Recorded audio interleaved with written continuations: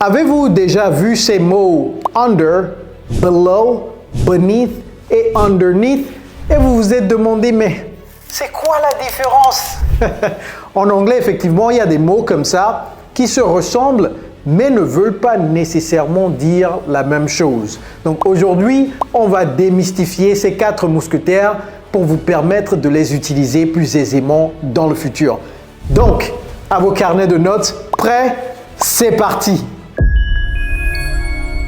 Hello everybody, it's Coach Joe, your English coach. So without further ado, let's get started. Let's start with under. Okay, let's start with under, and I have some sentences for you. Vous voyez, j'ai pas dit sentences. I'd like you to rewrite these sentences. J'ai dit sentences. I have some sentences for you. The first one, the cat is hiding under the table. Pourquoi a-t-on utilisé under ici? Here it's under the table. On n'a pas dit the cat is hiding below the table. Why? Simply because we use under for 3-dimensional things, okay? So 3-dimensional surfaces or objects. Okay, so here the table, the table is 3-dimensional, you see? And the cat, et vous ne savez pas que je peux dessiner, n'est-ce pas? Bon, je ne vais pas vous dessiner un chat, mais bon, vous voyez le chat. J'ai dit je ne vais pas dessiner, je commence à dessiner.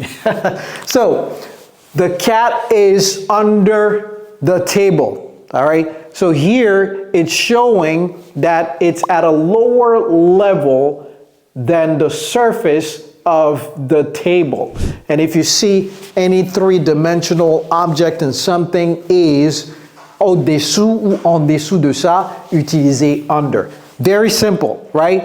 All right, second sentence. John has been under a lot of pressure lately. Under a lot of pressure. Pressure is not an object, right? What is it? Is a situation or a condition. So we also use under for situations or conditions. All right, sentence number 3. We do not teach people under 17 years of age in our program. Okay, dans notre programme d'immersion anglaise, nos étudiants ne sont pas en dessous de 17 ans. Okay, nous avons un programme d'immersion anglaise, nous avons déjà aidé des milliers de francophones dans plus de 50 pays du monde à parler couramment l'anglais aujourd'hui. Si vous êtes intéressé, dans la barre de description de cette vidéo, il y a un lien. Cliquez sur ce lien, renseignez vos informations et moi-même, je vais vous contacter pour vous en dire plus. Okay? So, we use under for numbers, such as age or quantities. Vous voyez comment j'ai prononcé ça? J'ai pas dit quantity. Ce n'est pas quantity, c'est quantity. Quantity. It's the quality, not the quantity. Quality and quantity are crucial. All right. We do not teach people under 17 years of age. Peut-être dans le futur, ok? Peut-être dans le futur parce que on a fait un pilote, on a essayé quelque chose avec les enfants. C'était administrativement, nous ne sommes pas équipés pour le moment pour enseigner ceux qui ont moins de 17 ans parce qu'ils apprennent de façon différente que nous les adultes. All right? Donc si vous avez des enfants qui veulent apprendre l'anglais, patientez, ça va venir. Mais si vous êtes adulte et que vous voulez apprendre l'anglais avec nous, il n'y a pas de problème, vous êtes les bienvenus. All right, so here, don't underestimate him. D'abord, je vais souligner ça. Don't underestimate, et ça c'est un seul mot. Don't underestimate him. Donc ici, on va dire que c'est quoi? C'est un préfixe. So we use it for prefixes also. For prefixes, le pluriel c'est E-S à la fin. All right, so we use that for prefixes also. All right, so let's talk about below. When do we use below? When do we use it? Well, we use below when something is under something else in the same plane, in the same spatial position. Okay? Directement en dessous de quelque chose, on utilise below. Directement en dessous de quelque chose. Par exemple, okay, so The noise is coming from the apartment below ours. Below ours, donc d'appartement, le bruit provient de l'appartement directement en dessous du nôtre. Donc ici, on va utiliser below, directly under, in the same plane. Dans le même plan, in the same plane. All right? Okay, he scored below average. He scored below average, or it is below his standards. Okay, it's below his standards to hang out at bars that look like that. C'est en dessous de ses standards de se promener dans des bars comme ça. Hein, peut-être parce qu'il est un peu plus riche que nous, les pauvres. Ah! All right. La richesse et la pauvreté, c'est pas nécessairement une question d'argent, c'est une question de mentalité. Cogitez sur ça. All right, so he scored below average. So here, in relation to a reference point, donc on fait référence à un point donné. He scored below average. Average, c'est la référence, la moyenne. Ok, donc he scored, on l'a testé, et son score est en dessous de la moyenne. Makes sense? I hope you understand what I mean. Okay. All right. So, next, beneath. Look at the frog beneath the water. Look at the frog beneath the water. Here, you can see the frog. There's water. This is the water. There's water right here. You can see something right under the surface. The head of the frog is even touching the water. La tête du crapaud ou de la grenouille. Frog, ok? Touche l'eau. Donc c'est directement en dessous. All right, so here is directly under but touching the surface. Vous pouvez utiliser d'autres, c'est pas seulement pour l'eau, hein. Vous pouvez même dire the kids were beneath the blanket or the kids covered themselves beneath the blanket. Ça veut dire que leur peau touche à couverture peut-être sur le lit, ok? Beneath the blanket. Tant que ça touche, vous pouvez utiliser beneath. All right, another sentence.